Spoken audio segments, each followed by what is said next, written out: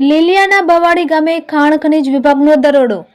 બવાડી ગામની છેત્રુજી નદીમાં થતી હતી રેતી ચોરી। અમરેલી ખાણ ખનીજ વિભાગ દ્વારા દરોડો પડતા મચી નાસભાગ।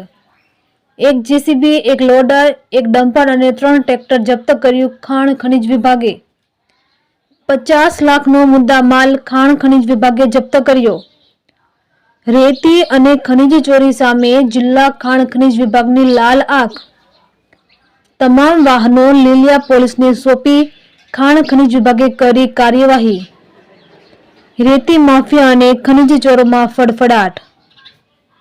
રિપોર્ટર ઇમરાન પઠાણ, મોટા લીલિયા। મારું નામ ભાવેશ સાધુ, રોયલ્ટી ઇન્સ્પેક્ટર, ખાણ ખનીજ કચેરી અમરેલી।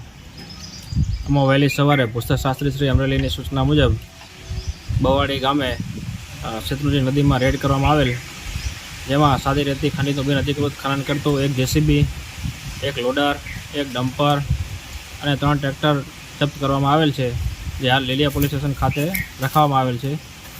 આ આશરે અંદાજિત 50 લાખ જેટલો મુદ્દામાલ અમો જપ્ત કરવામાં આવેલ છે।